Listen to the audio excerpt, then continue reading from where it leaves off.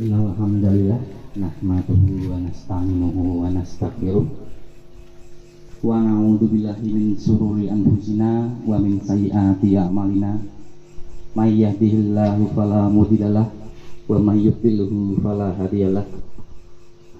Allahumma sholli wa sallim li sadri wa yassir li amri wahlul 'uqdatam min lisani yafqahu qawli.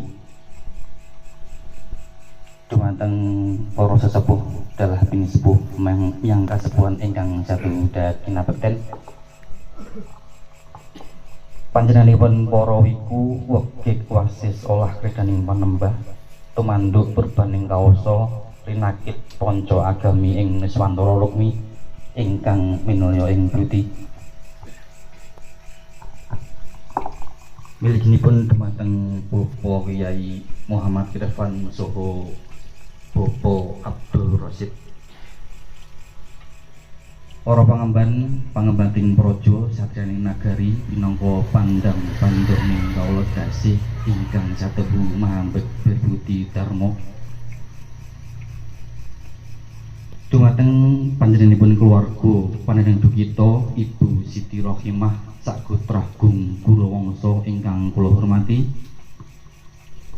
Sagung para tamu minulya ingkang kinarban Iwana Basuki dateng katalumpen dumateng kadang Uda Tumaruna ingkang janggep ing tali kekadangan ingkang kula tresnani. Pinerwakan kanthi mangklungaken jangga nilingaken karna kunjuk papadoming Gusti Allah ingkang Maha Kawasa ingkang sampun hambabar daya pangaribawa ari kalenggan punika pinanggihan kanthi widodha nirsaking sambikala.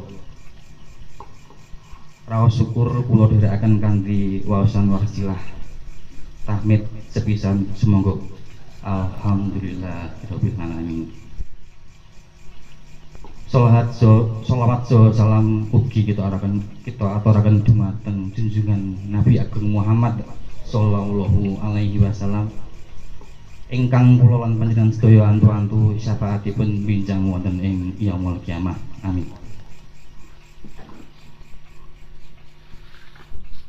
Tuhu lineparno ing deduka tinebahna saking sawiring sesendu bilih kula cumantaka lumarep atur ing ngarsa panjenengan sedaya pinangka piniji pambiwara adicara kepareng kula waosaken manggah urut raroncaning adicara ingkang badhe kalampah wonten ing wekdal dalu punika.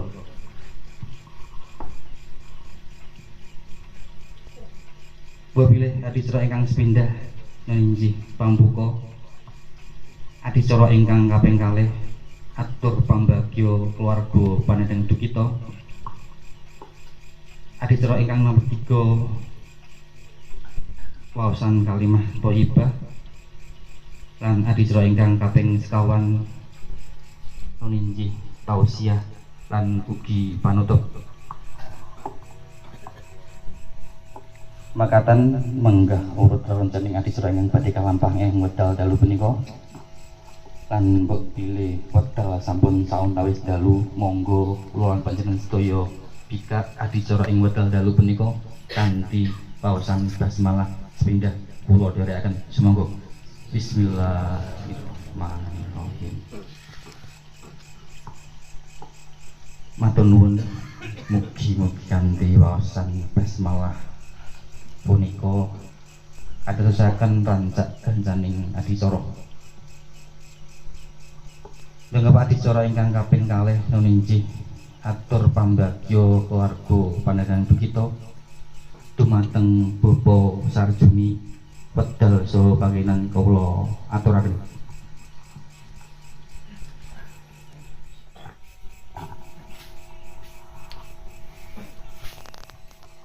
Matur nuwun dumateng pangrakiting adicara paringipun wekdal dumateng tiyang kawula.